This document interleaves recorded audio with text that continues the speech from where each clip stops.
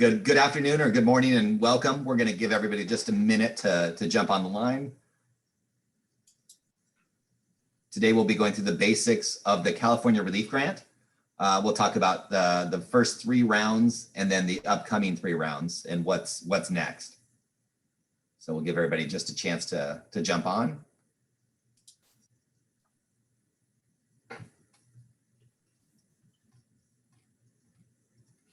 We do have a Q&A box. If you have any questions as you're listening to us, just pop in your question. We will try to get to everybody's, but it is there for you.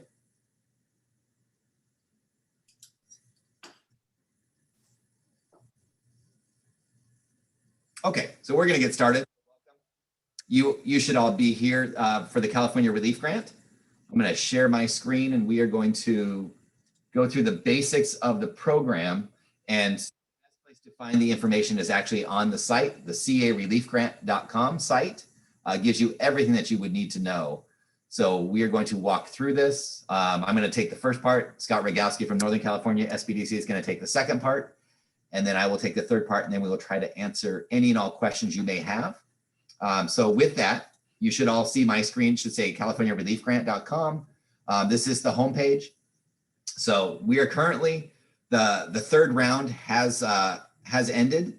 And so we've gone through 3 rounds. So this third round ended on Thursday, March 11th. So you should have received an email if you were awarded the grant for rounds 1, 2, or 3. You would have received an email saying that you've been awarded and that you now need to upload your banking information. If you didn't get that, in this coming week, you will be getting an email from Lendistry that will tell you that you are on the wait list. So that's kind of where everything sits. So there are now 6 rounds in this grant process, and there's roughly $2.5 billion in the program. So there was an additional $2 billion that was put into the program in early March.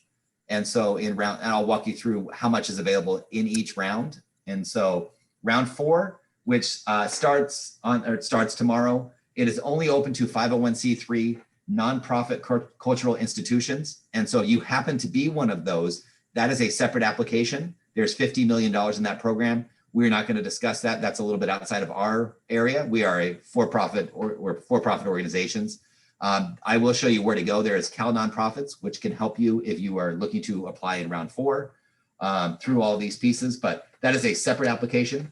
Round 5 opens up on March 25th, and that's what we're here to prepare you for, is if you have not applied at all, round 5 is when you can apply next.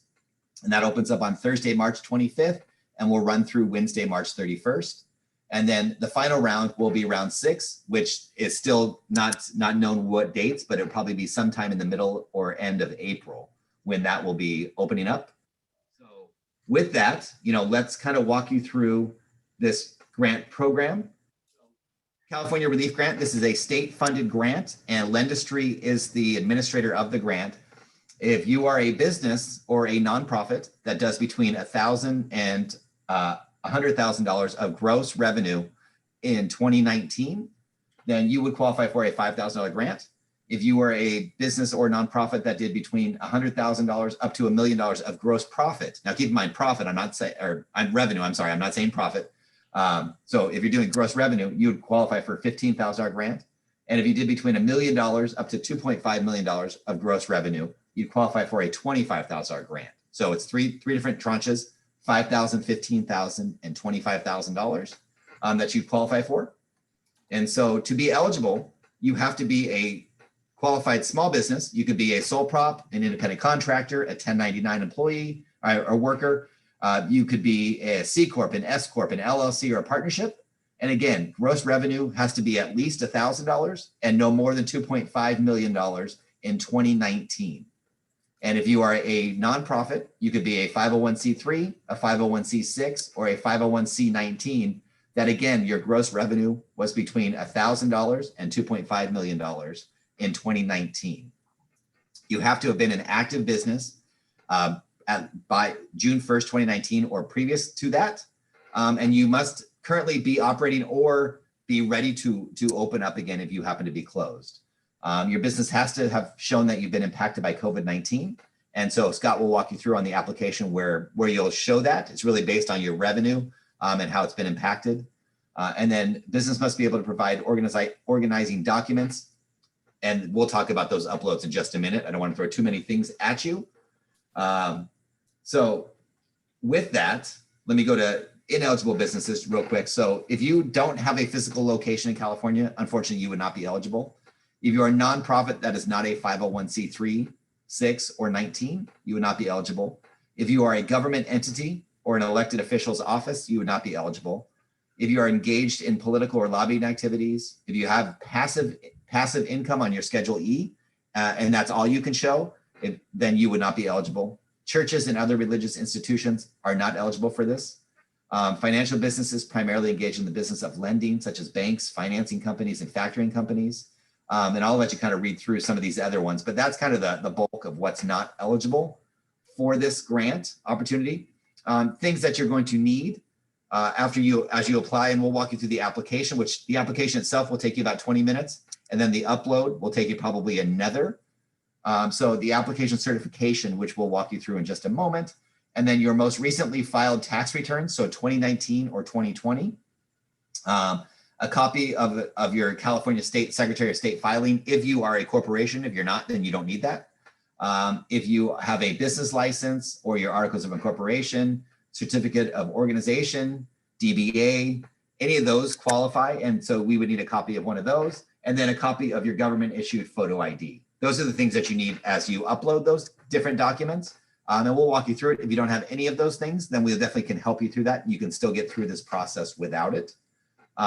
Keep in mind, Scott and myself both work for the Small Business Development Centers, both in Northern California and Southern California. So we're here to help you through this process, but we are not the administrator. So any application error that you might have, or you're just not hearing back from Lendistry itself, this is their contact number. So 888-612-4370. They have a call center that's open from Monday through Friday, 7 to 7.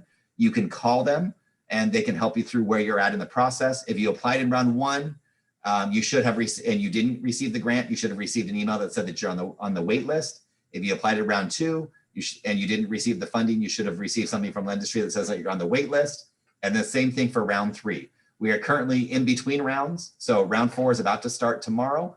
Again, that is for nonprofit 501c3, really very shuttered venue type of space. That is a separate application that is very different than rounds 1, 2, 3, and 5 and 6. So that's kind of where we're at. We'll definitely try to answer some of your questions as we go through that. But again, careliefgrant.com is where to find the information. We are really talking to you for those that didn't apply. This is for round 5. And in round 5, let me just change this over real quick. These are the dates. So in round 3, which just closed, there was $486 million that got pushed out. In round 5, which we're preparing you for, there will be $729 million that will be pushed out in grant funding. And in round 6, which will open up sometime in April, there will be $729 million of grant funding available. Now, if you applied in rounds 1, 2, you do not need to apply again. You just stay where you're at. We just want to make sure that you're on the wait list. And you will automatically be put into every round if you don't receive the funding.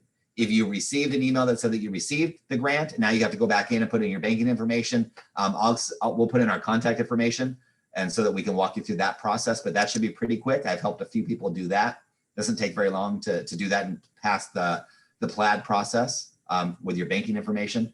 So with that, I'm going to turn it over to Scott Rogowski, who's going to walk you through the application itself, and then we'll come back and try to answer as many questions as we can.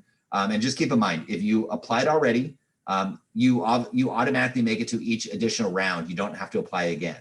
If you haven't heard and you just don't know where you're at, again, that's where we want you. If you haven't heard anything, we want you to reach out to Lendistry directly and just find out if you're on the wait list or if there's something that you haven't done that you need to do.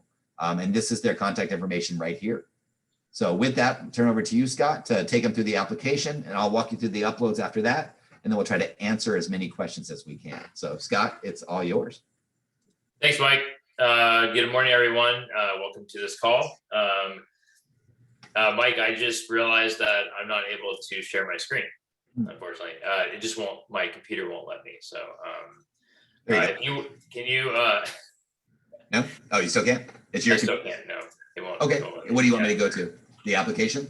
Yeah, can you go to the application guide? And then I'll go through it. It's on page 29. So as Mike gets to this, so we are going over how to apply, the best tips on how to apply. You can go to careliefgrant.com and you can find the application guide on there. It's a large document. It's about 94 pages. And what Mike shows on here is this is what Lendistry recommends that you do before you apply. So you review the program and application guide. So the program and application guide details the entire application process step by step, which we're going to go through here, and it'll improve your application experience. So if you go through this before you apply, it's the best way to prepare yourself. There's also videos. If you go to tips, you go to the top of careliefgrant.com. There's tips and videos that walk you through what Mike was talking about, like how he helped the business owner, the client, put their bank account information in there, and then how to upload documents. That's all in there. And they also recommend to prepare your documents required. So Mike went over a little bit about what the documents are required based on your tax return, your articles of incorporation, your entity documents. Make sure you have all those together so you can just scan them. And then, as Mike mentioned, the only way that you can apply is through a partner on the careliefgrant.com. So the next slide goes over. They recommend that you use Google Chrome. You're not allowed. You shouldn't use any emails that talk about info at my company, or my name at scott@noreply.com. Those don't work very well. On submitting documents, the one on the left is the most correct one, and that's the one that there's no background. It's the document is evenly inside the picture of the scanning that you're supposed to scan. This is how you would upload documents. Nothing on the right, not you holding it up on your lap or on a tablecloth. And then, so make sure your application is complete. So this happened quite a bit last time in round 1, 2. And when you are submitting your application, if you forgot to check a box or fill out something, it'll say incomplete, as it says here on the top. If you did complete everything, it'll say pending document upload. So that means your application is complete and it's pending the documents that you're getting ready to upload. If it's incomplete, you either forgot to check a box or fill out something, or there's something in blue that says type yes. And once you type yes, you can go ahead and move forward.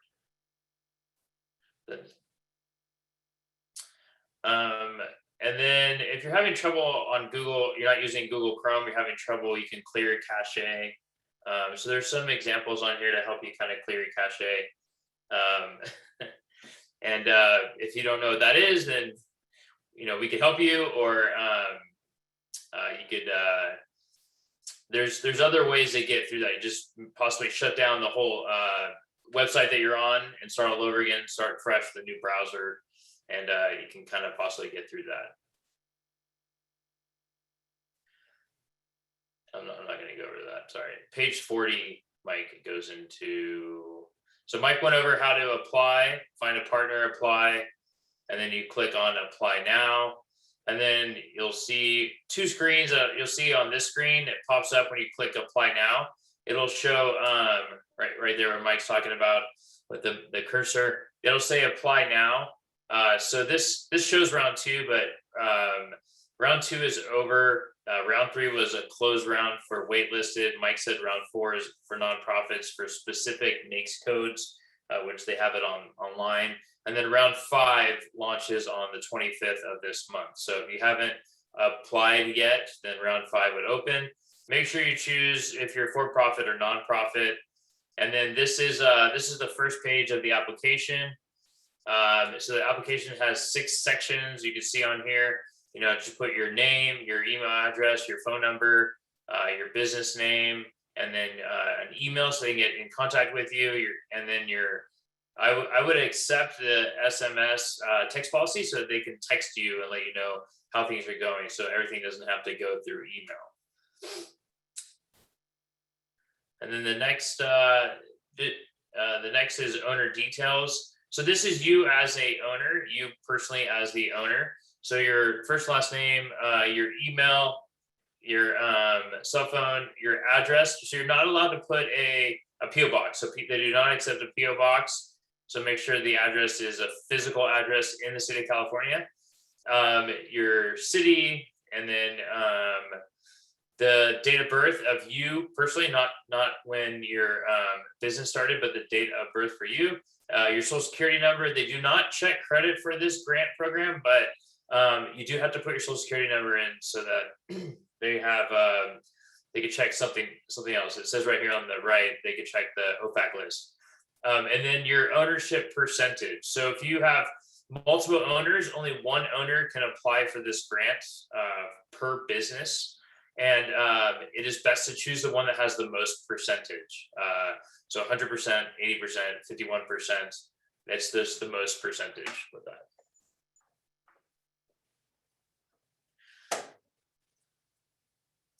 And then section 3 is about the business. So your business name, your business EIN, which is your identification number. It's your business. It's like the social security number for your business.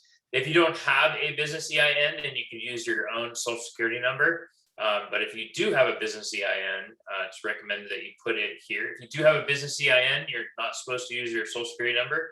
You have to use the business EIN. Most legal entities like C Corps and LLCs and S Corps have a business EIN. Again, if you are a sole proprietor, it doesn't, it's okay. You can just put your social security number here. Your business type, whatever you are, corporation, partnership, sole proprietor, and then the state that you're incorporated in. Even though you're not an incorporation, this is for everybody. The state that your business is in, it has to be California for this grant program.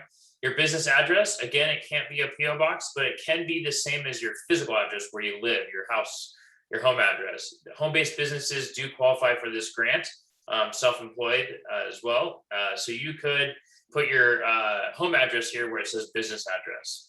And then the date the business established. So the date you created the business, or if you bought a business, the date that it started, not the date that you bought the business.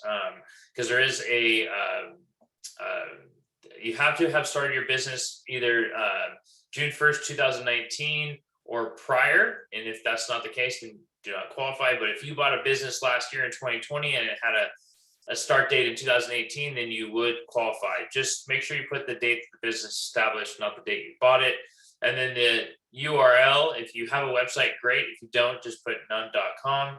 Also, if you don't have a doing business as at the top, just put none, sorry. And then the fourth section, kind of how we can help you. So they're trying to specifically see what you're going to use the grant money for. If you're going to use it for multiple things, that's fine, but just put the one that you're going to use it for the most. And that's where the purpose of the grant is here. And then, are you going to create new jobs? Yes or no? New jobs is anybody that's on payroll on a W-2.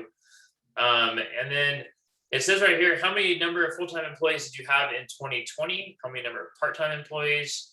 And then are you going to the number of jobs you created, and then for the number of jobs you retained. So for example, if you have 5 employees currently, and if you get this grant, you'll be able to keep 3, and then like you have to let go 2, then you're going to retain 3. If you keep all 5, you retain 5. That's what that means. And then jobs created or jobs retained are people that are, again, not contractors, just people that are on payroll. To the right, it says how much you're requested. So based on, it says check eligibility, something will pop up, which Mike was going to show you, and that is your per revenue. Like what Mike said, it's your top line, not your bottom line, not your net profit. It's your top line annual revenue. Depending on the range, between 1,000 and 100,000, you qualify for a $5,000 grant. 100,000 to $1 million, 15,000, and $1 million to 2.5, 25,000. So they want you to put the amount there based on your revenue, and they are going to verify that. All right, so business demographics. So there's a little icon next to B2B and B2C. There's a little I next there. So you can open that up to kind of explain show you what it is. But B2B means business to business. It means you as a business, you sell to other businesses, like you're a restaurant and you sell to grocery stores or bakeries. That's what B2B is. You sell for your business, and you sell to other businesses, or like the state or the city or the counties. B2C is business to consumer. So like a retail store, restaurants, business to consumer as well. So if you're business to consumer, that's what it is. You don't sell to other businesses. If you do a little bit of both, you sell to the state and you sell to individuals, then you would put both there. What type of business is it? It gives you different options to choose. Choose the one that best suits you.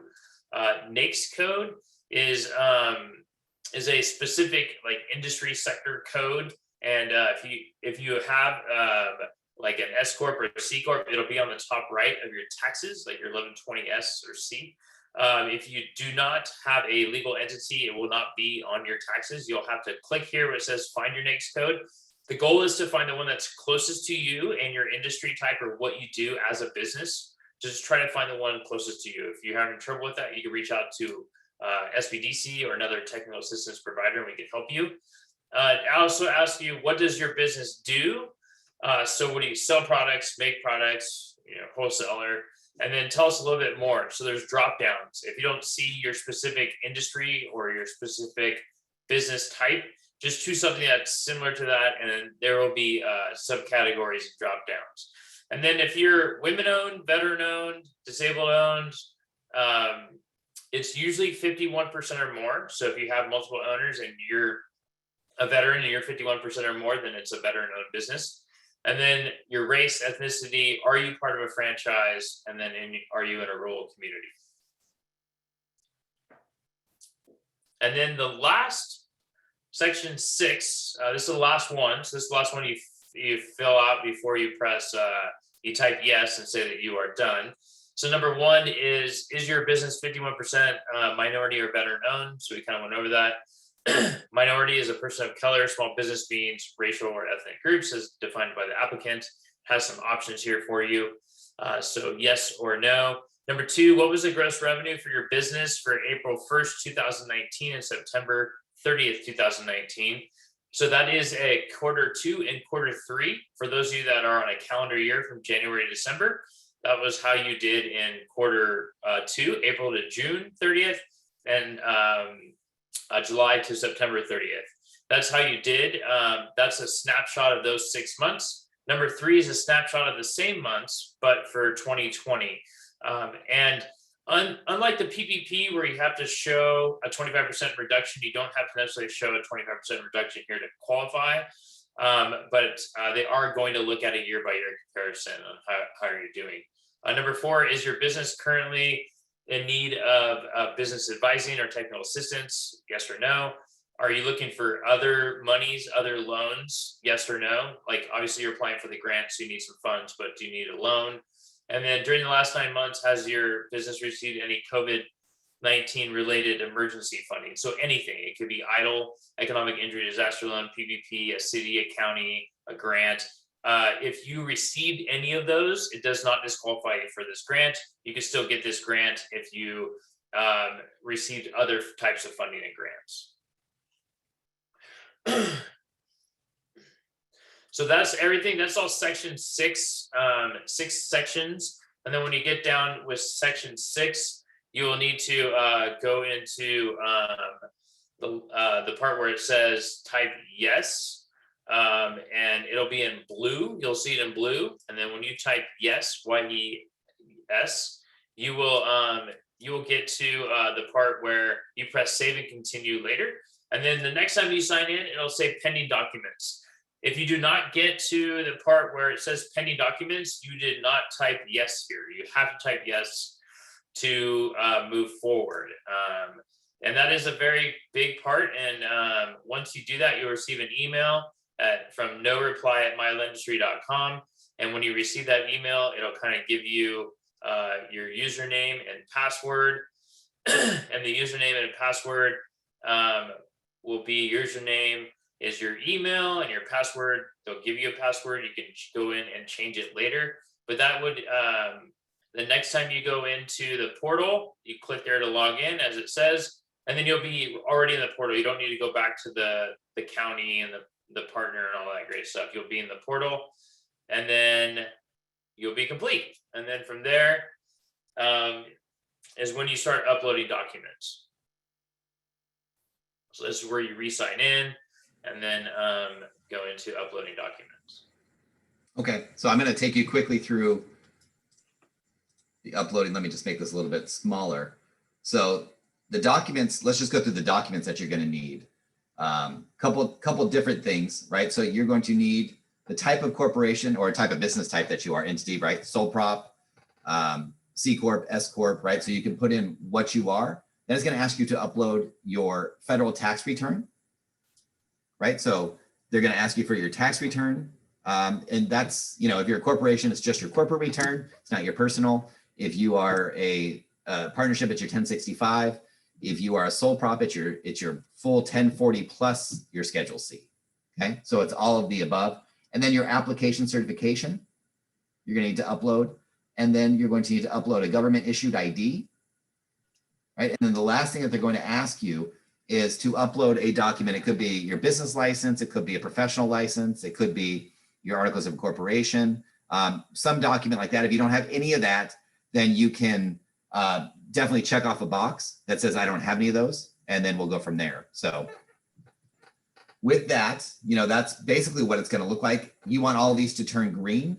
And so once they've all turned green, the only thing that you're not going to put in is you are not going to put in any banking information. This comes after you've been approved as an applicant, and you're going to get an email that says that, you know, you've been selected to move on to the next round. Once you've uploaded your banking information, you will most likely you may receive this grant. Once you do that, then you will go into the pool to receive the grant funding. Let me just kind of walk you through real quick because I see a lot of questions. I mean, that's really the bulk of this. Now, just keep in mind, you do not have the ability to apply for this grant right now for round 5.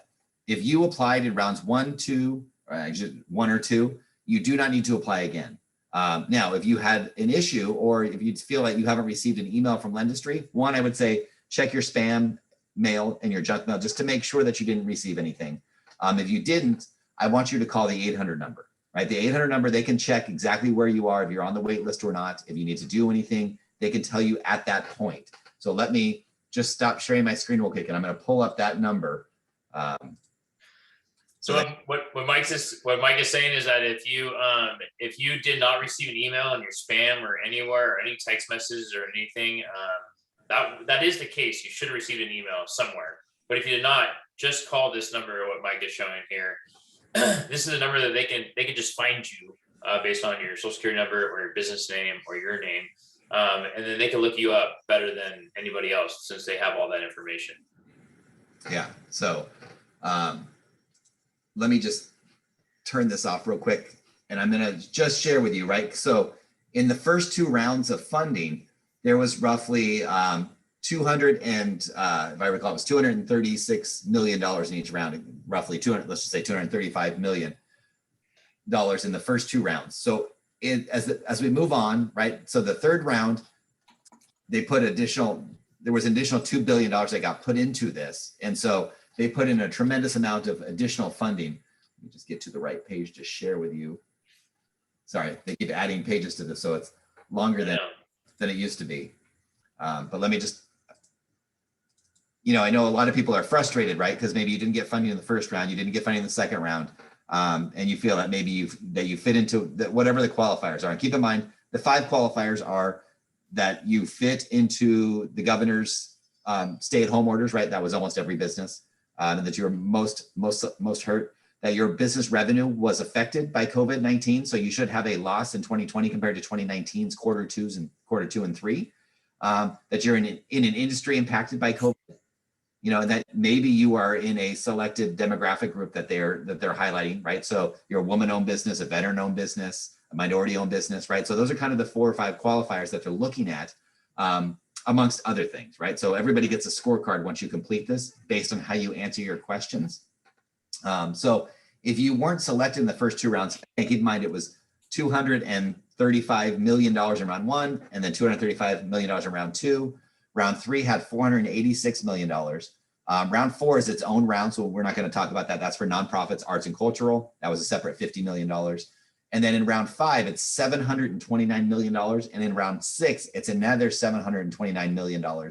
So this is going to be, you know, tremendous amount more money. This is, $1.45 billion rolling out versus what was 450 million, right? So a lot more people are going to get funding in rounds 6 and 7, or 5 and 6 than they did in rounds 1 and 2. So I would say, hold on, right? And make sure that, we're getting through all the rounds. First and foremost, if you already applied and you're not sure, call Lendistry directly. You should be hearing from them sometime this week about round 3. And keep in mind, round 3 was only open to those that applied in round 1 and 2, and you didn't need to do anything, right? So it's pretty much a silent round where they were just selecting people from rounds 1 and 2. If you applied, you don't need to apply again. You don't actually want to apply again. That will screw up your application, right? When they see multiple applications from the same social, the same EIN, they'll kick them out. So don't apply again. Let's find out where you are. I also want to make sure that you're aware California Relief Grant has nothing to do with PPP or EIDL. So if you apply for PPP or EIDL, you are still eligible for this. It doesn't do anything around, the California Relief Grant. If you got a city grant, a county grant, perfectly fine. This has nothing to do with that. This is a completely separate grant run by the state of California and administered through Lendistry.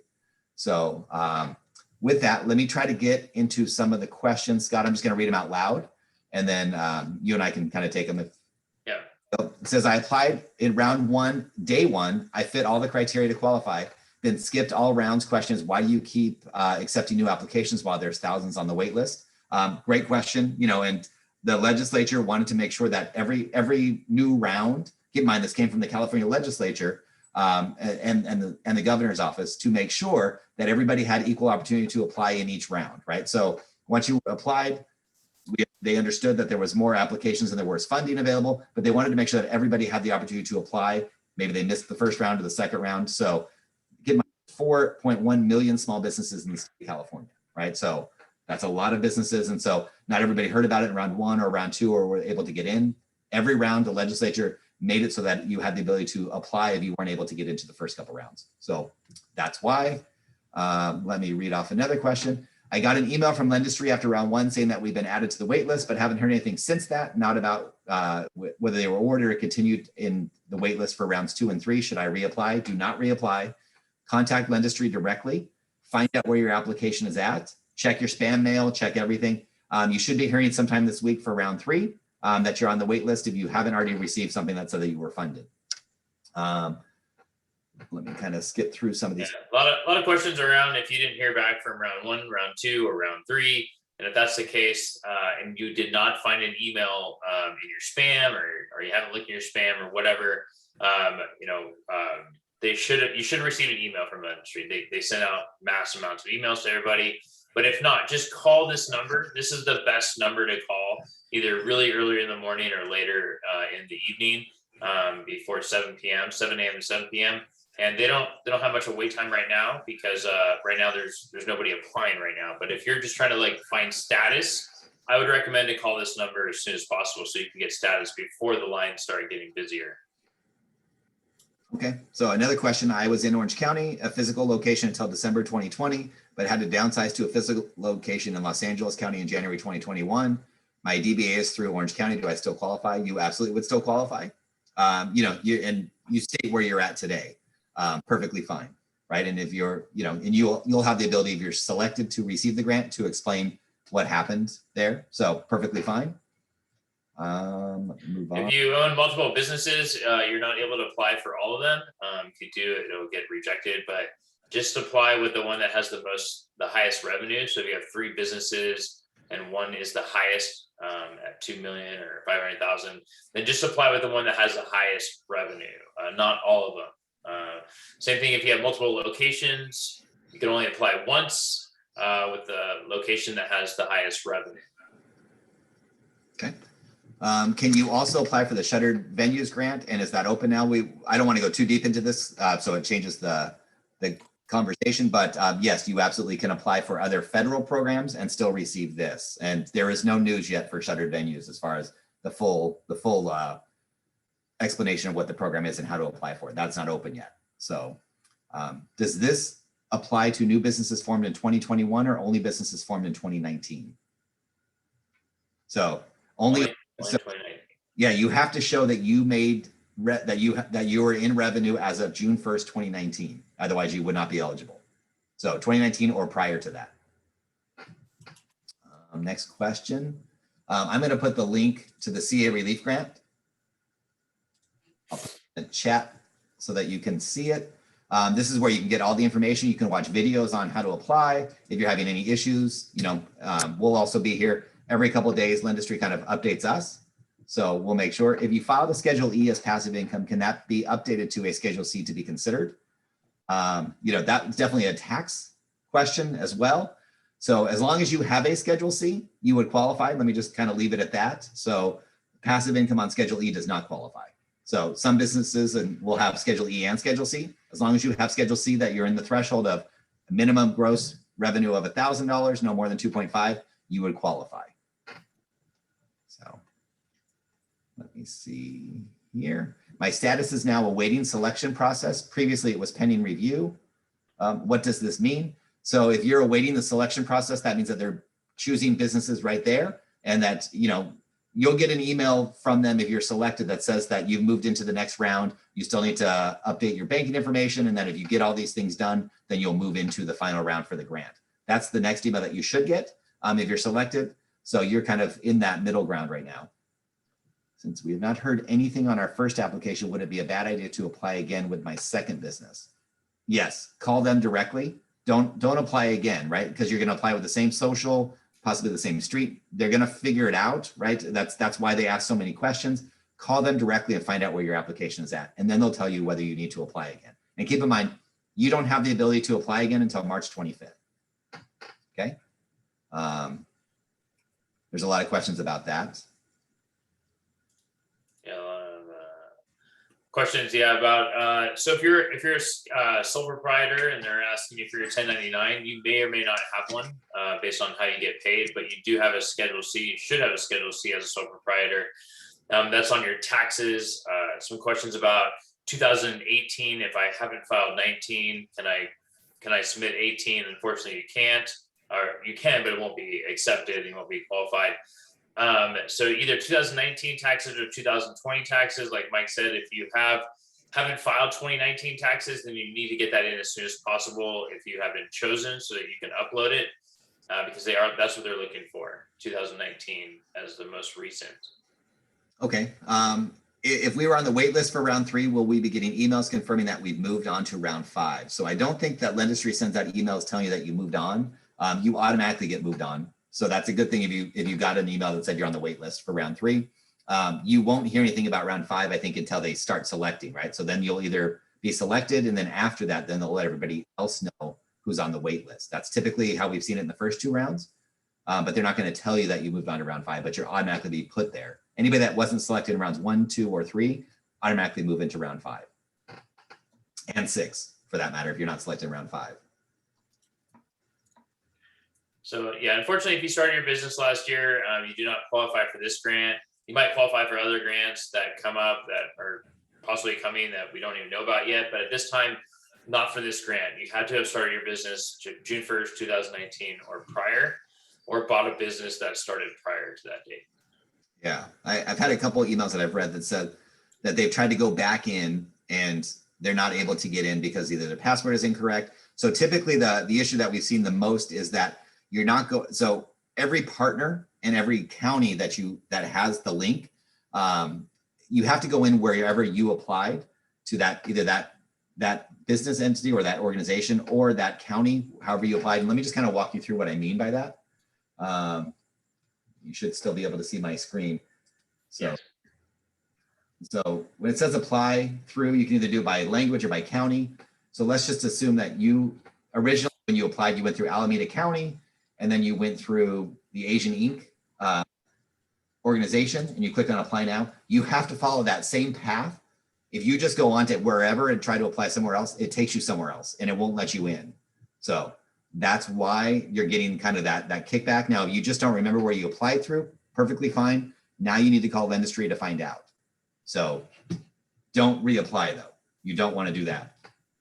So, okay, let me see. Is the CA relief grant considered gross income for 2021 taxes? So if you receive the grant, it is taxable. We'll let your accountant figure out when you would put that, if you put it on 21 or 22 or 20, it actually would be 20. but kind of depends on when you use it. But we'll let your accountant talk you through that. But it is a taxable grant, so it will be considered revenue for your business. With your Schedule C for 2019, can it be negative number as there was a loss for 19 for the business? Can we still apply?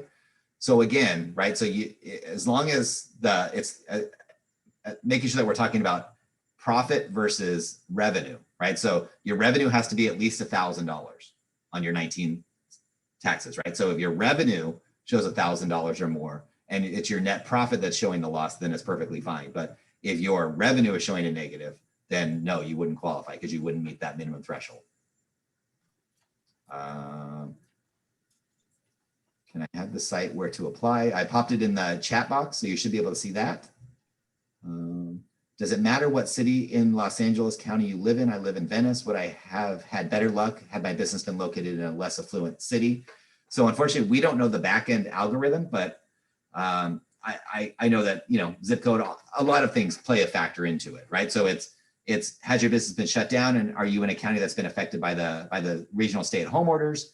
I think it's, you know, type of business that you're in, an industry, right? So restaurant, retail, personal service have been hit pretty hard, as everybody has, but you know, they definitely have some priority NAICS codes here that you can see, and I'll kind of try to find those for you so that we can take you back to that. Scott, if you want to keep going on that, and I'll try to find the NAICS code.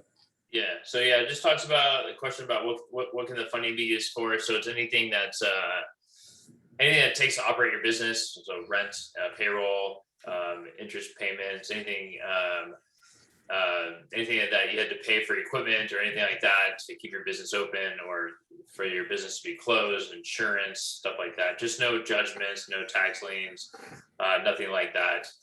But pretty much just anything that you're using for operating expenses to run your business.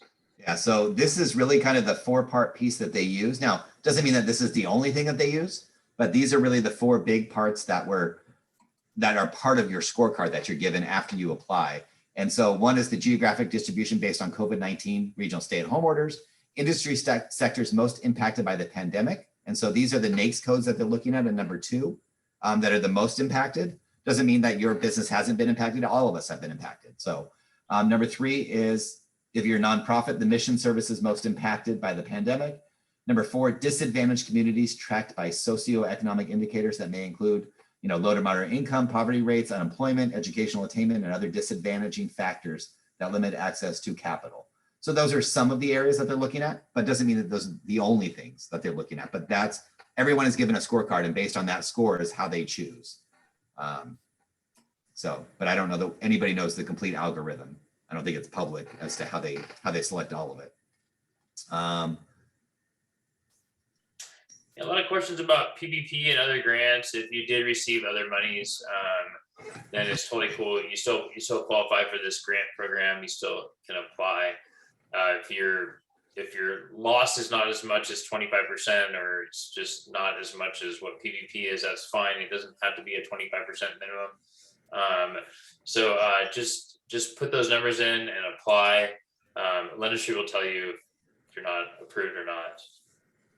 Yeah, so somebody asked if I'm a sole proprietor artist, do I qualify? You absolutely do. And another one, if you're awarded the grant, is there a coverage period to use the funds and show proof to Lendistry that you used all the funds for either payroll or for anything else? So they don't have a time frame, you know, as far as when you have to use the funds. Most of us have probably already used the funds in our business, right? And you have receipts for it. They're not collecting receipts either, but you will sign a grant agreement that if they choose to audit, that you hold on to those receipts for 4 to 5 years. They have the ability to come back to you, just so you're aware. So we're not going to get into PPP information, but I know if you go onto either Scott's website, we'll pop in our information. We do at 3 o'clock every day where you can ask us, you know, anything that you may need to know about PPP, shuttered venues, or anything else. So with that, we'll have these every single day, these webinars, and we get more information from Lendistry every couple of days. So, you know, we'll definitely have more information for you as we move forward. Tomorrow's presentation is in Spanish, just so you guys are aware, but it's the same time. You can come back any day. We also send you out the recording directly. The best place for you to go to find information is on the careliefgrant.com site. But we're going to stop for today. And we'll be back, like I said, every day. There'll be different people trying to answer all of your questions. And I know that for some of you, maybe we didn't get to your question. I apologize. We'll try to always get to everybody's if possible. A lot of you had very similar questions, and there's some questions we just unfortunately don't have an answer for yet, but we take down all these questions, send them to Lendistry, and then they update us on whatever we may not have been able to answer today. So with that, thanks, Scott, and thank you all. Definitely, jump onto our sites as well, the SBDCs. There's an SBDC close to you. We have 65 centers across the state. All of our services have already been paid for by either the SBA or the state of California. So we're here to help you through this and many other grants, right? There's grants, there's loans, there's rethinking your business, whatever you may need. We have 1,000 consultants across our state here to help you. Most of us are business owners and business experts. So, use us. That's what we're here for. So thank you all and have a good day. And thanks again, Scott. Yeah, thank you very much, everyone. Have a great day. Reach out. Thanks.